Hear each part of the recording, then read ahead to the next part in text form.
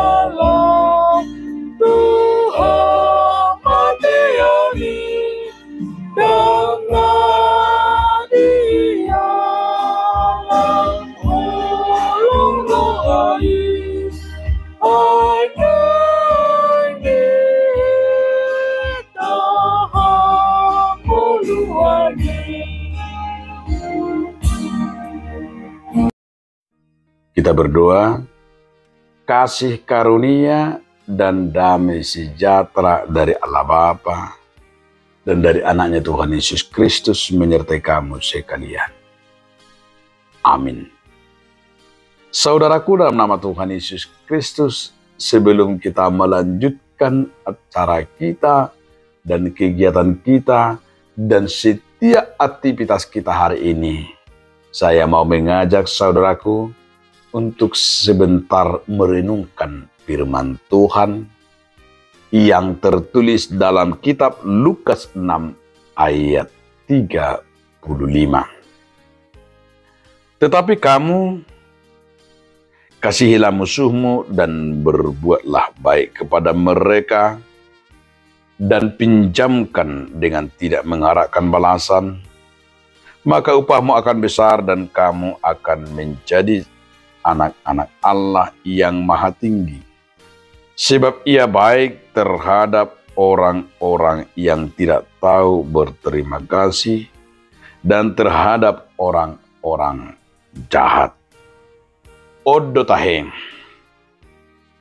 Haholongi hamuma musumuna, baik kamuma nadenggan, jala pasali hamuma, dinaso hirim rohamu di balosna, belgama upamuna gabe akka anak nina suntimbuli mahamu, aibasado ibana dinatuis marroha jala di nacahat.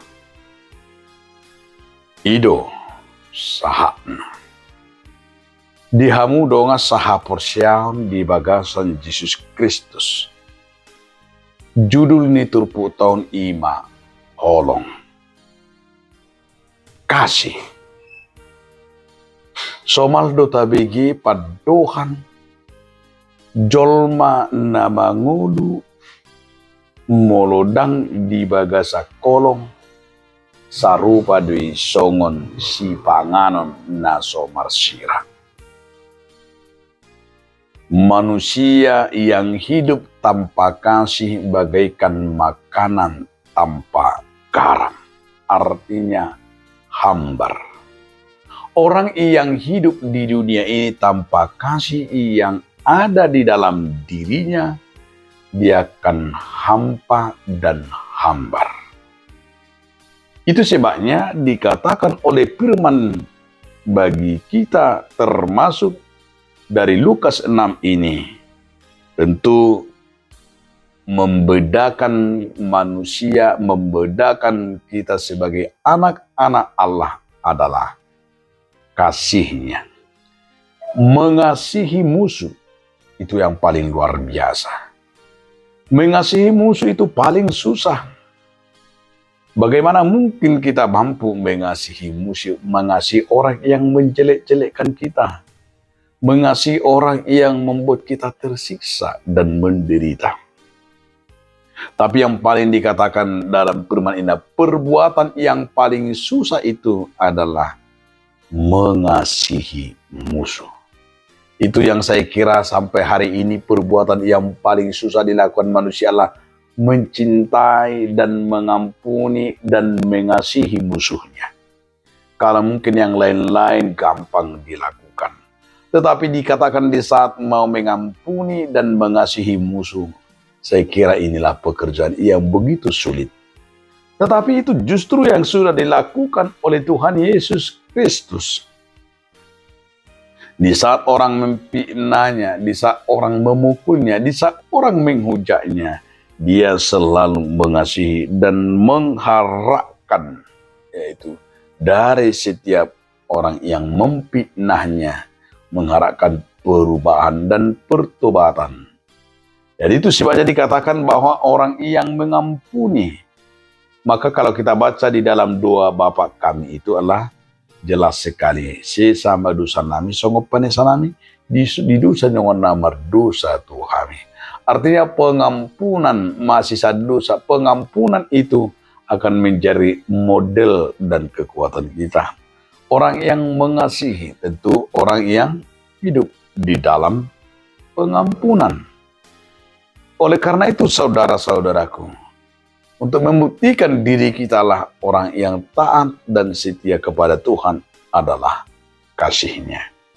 Maka itu juga yang menjadi pedoman kita, menjadi kekuatan kita supaya terlihat apa yang diajarkan oleh Tuhan Yesus itu kasih, mengasihi.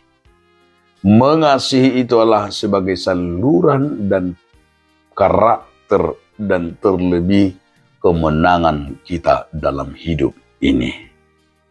Mengasihi tanpa syarat, mengampuni tanpa syarat, itulah yang paling berharga di mata Tuhan. Di saat kita tidak membebani orang lain dan kita mengasihinya, di saat itu kita menerima pintu untuk hidup bersama dan hidup di dalam kerajaan Tuhan. Selamat saling mengasihi, selamat saling mengampuni. Amin. Terima kasih Tuhan atas firman Tuhan yang memberikan kami kasih dari surga. Amin.